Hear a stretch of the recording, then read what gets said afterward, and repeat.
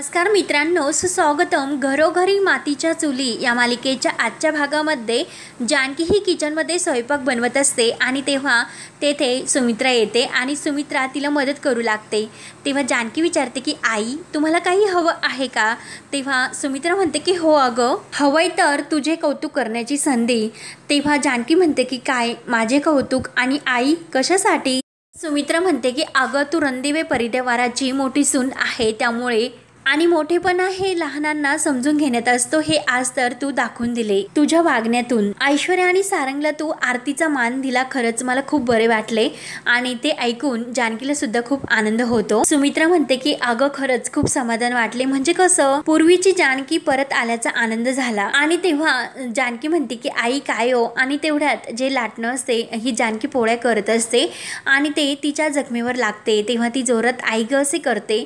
तेव्हा सुमित्रा म्हणते की अगं, तू कशाला, तुझ्या हाताला लागलेले आहे, स्वयंपाकघरात का तू करते काम, थांब जरा, हे सर्व राहून दे. आणि लगेच सुमित्रा ऐश्वर्याला आवाज देते. तेव्हा ऐश्वर्या हो आई करतच येते आणि हो आई बोला असे करत ती नटाफट्ट्या करतच आलेली असते. तेव्हा सुमित्रा तिच्याकडे बघून म्हणते की अगं, छान दिसतेस, काही करत होतीस का? तेव्हा ऐश्वर्या नाही म्हणते. तर सुमित्रा म्हणते की चल मग पटकन पोळ्या कर, पदर आहे ना तो कमरेला खोस आणि कामाला सुरुवात कर. तेव्हा ऐश्वर्या कमरेला पदर खोवते आणि विचारते की काय काय काम करायचे? तेव्हा सुमित्रा म्हणते की अगं, घरातील सर्व स्वयंपाकघरातील काम जानकीने केले, पुरणपोळ्या, कोशिंबीर वगैरे सर्व काही. मग आता चपात्या करायच्या आहेत, तेवढ्या तू कर. तेव्हा ऐश्वर्याची बोलती बंद होते आणि ती आईंना म्हणते की आई, मी चपात्या करू? तेव्हा सुमित्रा विचारते की का ग?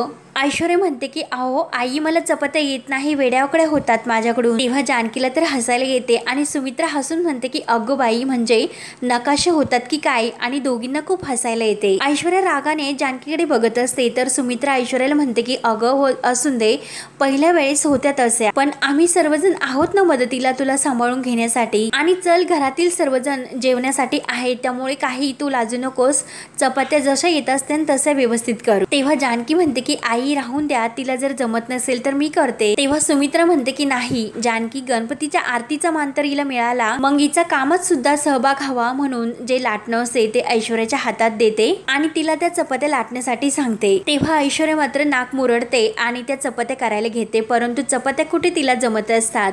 तेव्हा जानकी मात्र तिच्याकडे हसून बघत असते. सुमित्राला सुद्धा हसायला येते, परंतु ती ऐश्वर्याला म्हणते की अगं ऐश्वर्या, कसे असते, व्यवस्थित सर्वत्र बघितले तर तुला सर्वत्र आपले कुटुंब व्यवस्थित दिसेल. आणि आता हेच घे, तू लाटलेली ही पोळी, मग कुटुंबात राहताना असा एका बाजूला अन्याय नाही करायचा, सगळ्या बाजू सांभाळत ही कशी एक समान अशी पोळी लाटायची. आणि पोळी कशी लाटायची हे सुमित्रा तिला समजावून सांगत असते. आणि तेवढ्यात नाना ही सुमित्राला आवाज देतात. तर सुमित्रा म्हणते की अगं बाई, हे बोलवतात वाटतं, म्हणून सुमित्रा बाहेर जाते. तर ऐश्वर्या पोळ्या करायला घेते आणि भाजायला जाते, तर तिच्या हाताला चटका बसतो. तेव्हा मात्र जानकी तिच्याकडे बघत म्हणते की आधी हाताला चटके, मग मिळते भाकर. आणि मस्त ती ऐश्वर्याकडे बघत असते आणि तिच्या हातामध्ये उलटणी देत म्हणते की अरे संसार संसार. ऐश्वर्याचे खूप हसू येत असते. आणि तेवढ्यात बाहेर अवंतिका आणि सौमित्र येतात. तेव्हा गाडीतून खाली उतरल्यानंतर सौमित्र अवंतिकाला म्हणत असतो की अगं, कित्येक दिवस या घरी आलो नाही असे वाटते मला. आणि तो अवंतिकाला आज चल असे म्हणत असतो. तेव्हा अवंतिका सौमित्राच्या हाताला धरते आणि त्याला थांबवते आणि म्हणते अरे, तुझ्या म्हणण्याप्रमाणे आज पुन्हा आपण इथे आलो, पण ती ऐश्वर्या माहिती आहे ना तुला? तर सौमित्र म्हणतो की अवंतिका, तू काळजी करू नकोस, आपण फक्त इथे गणपती बाप्पांच्या दर्शनासाठी आलो, ती ऐश्वर्या असली म्हणून काय झाले? तेव्हा अवंतिका म्हणते की अरे, ती कशी आहे याची खात्री तर तुला आहे ना? अरे, ती आपल्याला चांगली मुलगी वाटते का? अरे, आपल्याला हे सुद्धा समजते की या रस्त्यात खड्डा आहे, मग आपण परत त्या रस्त्यावरून का जायचे हे सांग मला. तेव्हा सौमित्र म्हणतो की पण तिच्यासाठी आपण आपली वाट का बदलायची? घरात इतर सुद्धा माणसे आहेत, नाना आहेत, आई आहेत, जानकी वहिनी आहे, ओवी आहे, दादा आहे, मग तिच्यामुळे आपण त्यांच्याशी असलेले संबंध खराब कसे करून टाकायचे, तोडून टाकायचे का? तर अवंतिका म्हणते की अरे सौमी, मला तसे नाही म्हणायचे, माझं म्हणणं इतकंच आहे की ऐश्वर्या घरात असताना आपण तिकडे जाणे हे टाळूयात. आणि हे बघ, आत्ताच मी तुला सांगते की तिने जर आज आपल्या दोघांना कोणालाही त्रास देण्याचा प्रयत्न केला तर मी अजिबात शांत नाही बसणार. सौमित्र तिला अवंतिकेला समजायला लागतो, पण अवंतिका म्हणते की सौमी तू मला अजिबात आज समजू नकोस, ती आज माझ्याशी जसे वागेल तसेच मी तिला उत्तर देणार आहे, तिच्याच पद्धतीत आणि तिच्याच भाषेत. तुला माहिती आहे ना मी लगेच तोंडावर उत्तर देत असते. तर सौमित्र तिला म्हणतो की अगं अवंतिका शांत हो, मी जानकी वहिनीला सांगतो की मोदकांच्या अगोदर एक बर्फाची लादी तयार ठेव म्हणून, आणि अवंतिकेच्या डोक्यावर तो हात ठेवून म्हणतो की येथे ठेवण्यासाठी. तेव्हा अवंतिका हसते आणि दोघे खुशून घरात येतात. ओवी ही गणपती बाप्पांजवळ असते. आजी आणि सारंग गप्पा करत असतात. तेवढ्यात ओवी त्या दोघांना बघून जोरात सौमित्र काका ओरडते आणि त्याला मिठी मारते. तर सारंग लगेच उठतो आणि सारंग सुद्धा धावतच त्याला मिठी मारतो. तेव्हा ओवी लगेच म्हणते की आई बाबा लवकर खाली या, सौमित्र काका आलात.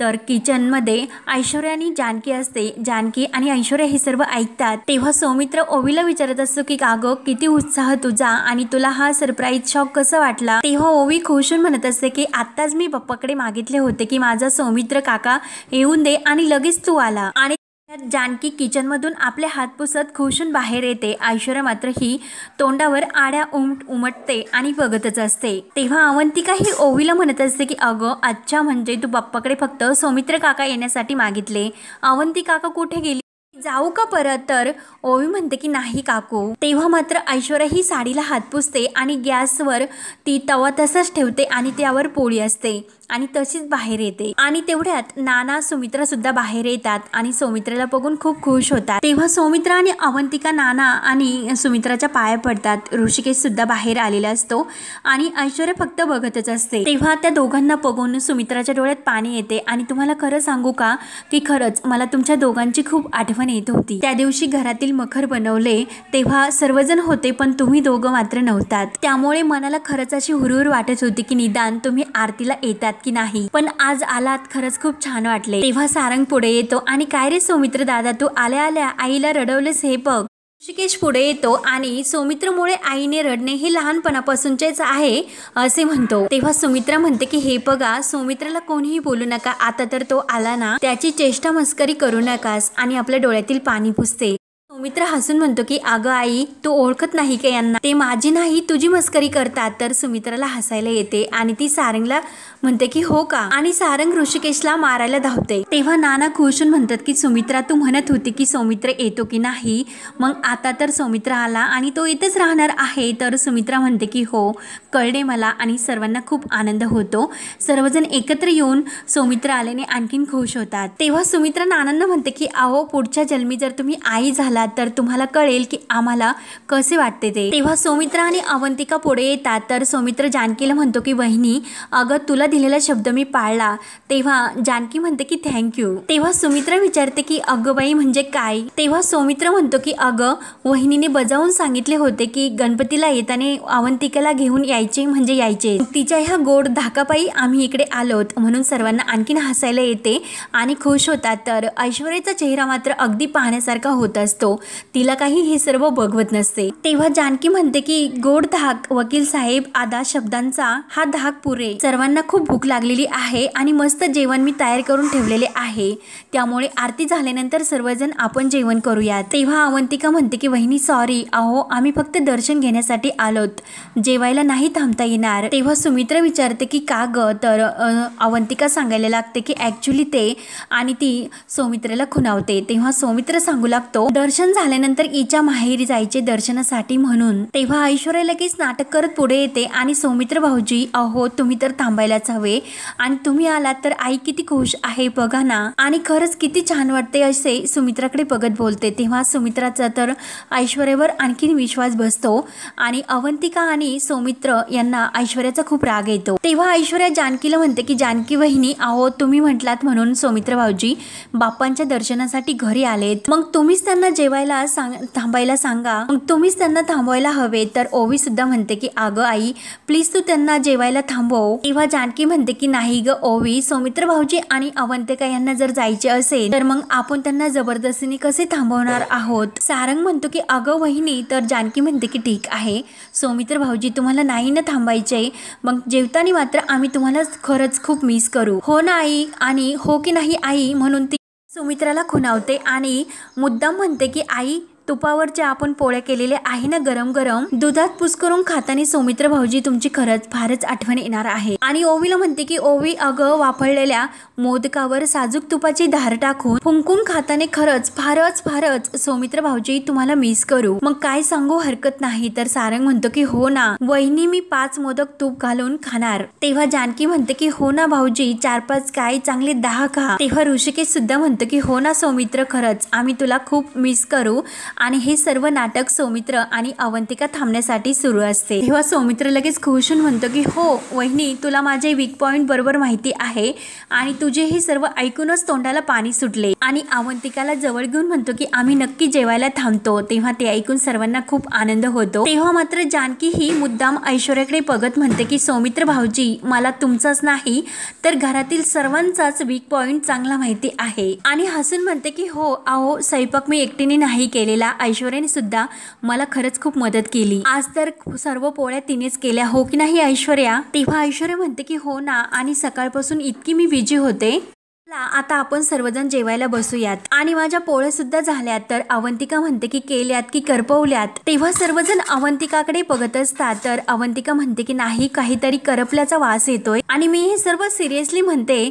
तेव्हा मात्र सर्वजण वास घेतात. तर सर्वांना करपल्यासारखा खरंच वास येतो कारण जी ऐश्वर्याने तव्यावर ठेवलेली पोळी असते ती पूर्णपणे जळालेली असते. तेव्हा ऐश्वर्या लगेच डोक्याला हात लावते माय गॉड मी तर तव्यावर चपाती तशीच ठेवली आणि धावतच ती किचनमध्ये जाते. तेव्हा सारंग तिला म्हणत असतो की अहो ऐश्वर्या सावकाश. आणि घाईने आतमध्ये येते, गॅस बंद करते आणि ती पोळी ही चिमट्यामध्ये धरून तिला खूप ठसका येत असतो कारण तिच्या धुराने सर्व वास तिच्या तोंडात जातो आणि पूर्णपणे ती पोळी जळालेली असते. तेव्हा लगेच ऐश्वर्या म्हणते की पोळी तर करपली. तेव्हा सारंग म्हणतो की अहो करपली तरी चालेल पण तुमच्या हातची ती पोळी मी खाईल. तेव्हा सर्वजण सारंगला चिडवतात. तेव्हा त्यानंतर सर्वजण अवंतिका आणि सौमित्राच्या हाताने आरती करतात. आरती झाल्यानंतर सर्वजण गणपती बाप्पा मोरया असे म्हणतात. ओवी सुद्धा म्हणते की उंदीर मामा की जय आणि सर्वजण खुश होतात. तेव्हा नाना सौमित्राला सर्वांना आरती देण्यासाठी सांगतात. तेवढ्यात ऐश्वर्या येते आणि सौमित्राच्या हातातील ते आरतीचे ताट घेऊन म्हणते की मी सर्वांना आरती देते.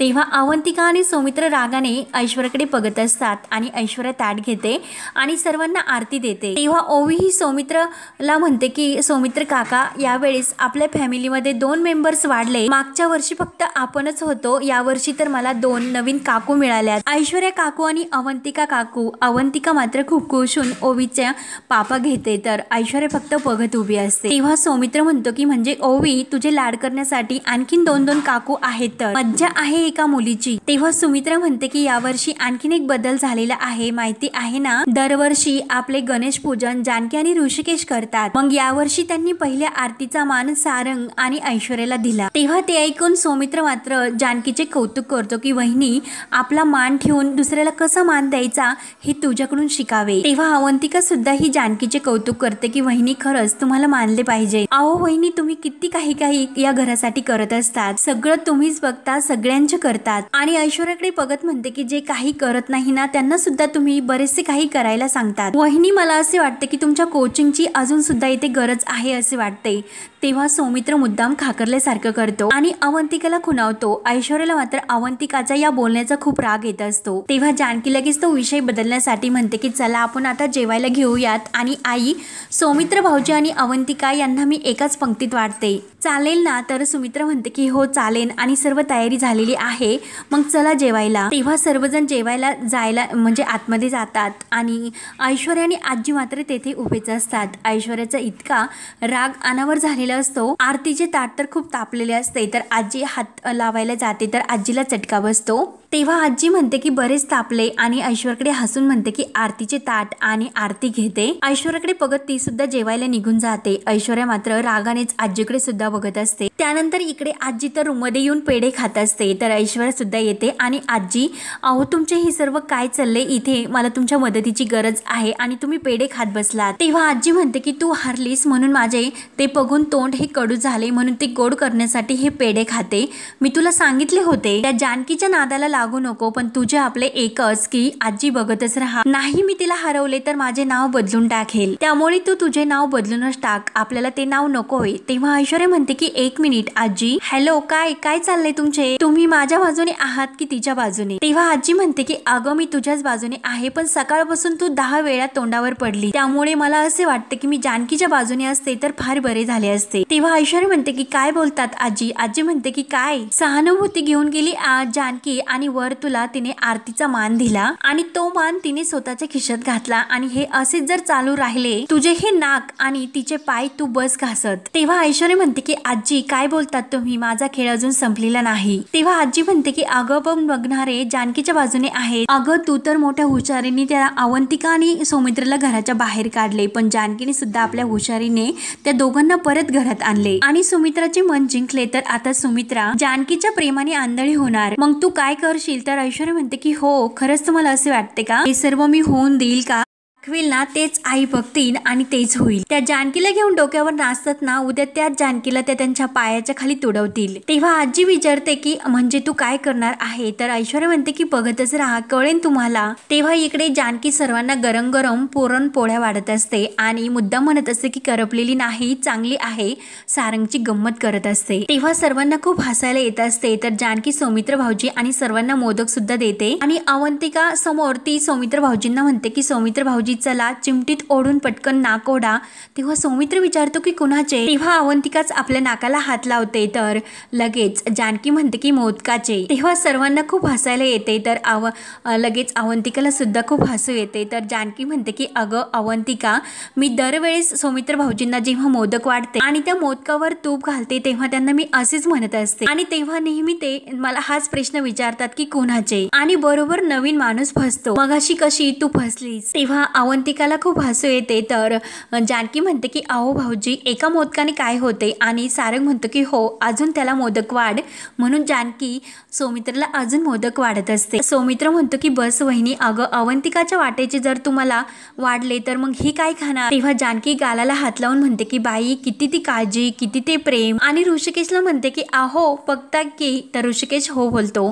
तेव्हा अवंतिका म्हणते की तसे नाही, ऍक्च्युली मगाशी मी वहिनींना म्हणाले होते की मी प्रसादाचा एकच मोदक खाते, मला आग्रह करू नका, कारण मला पुरणपोळी जास्त आवडते आणि म्हणून म्हटले की माझ्या वाटणीचा मोदक तुम्ही यांना द्या. तेव्हा लगेच आजी सुमित्राला म्हणते की अगं सारंगच्या बरोबर ऐश्वर्याला सुद्धा जेवायला बसून दे.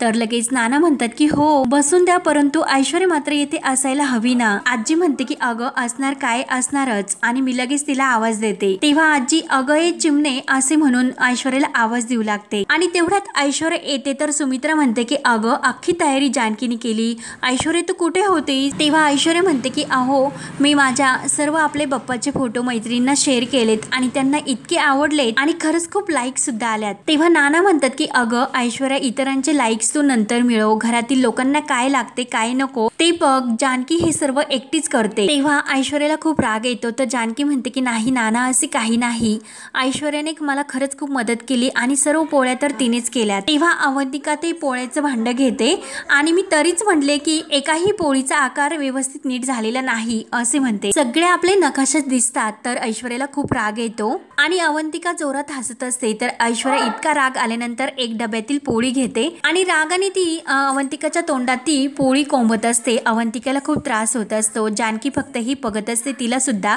ऐश्वर्याचा या वागण्याचा खूप राग येतो आणि बाकी सर्वांना सुद्धा. तर हा भाग येथे संपतो. पुढील भागामध्ये ऋषिकेश हा जानकी आणि ओवीला सांगतो की आम्हाला सेमिनारसाठी बँगलोरला जाता आले नाही, त्यामुळे त्याचे जे हेड आहेत ना ते इकडे आपल्या घरी बाप्पांच्या दर्शनासाठी येतात, मग तू त्यांच्यासाठी असा काहीतरी बेत बनव की आयुष्यभर त्यांच्या तो लक्षात राहील. तर ऐश्वर्या हे सर्व ऐकते आणि कायम यांच्या लक्षात तर राहीनच, म्हणून ती जे जानकीने पदार्थ बनवलेले असतात तर त्यात जास्त मीठ टाकून देते.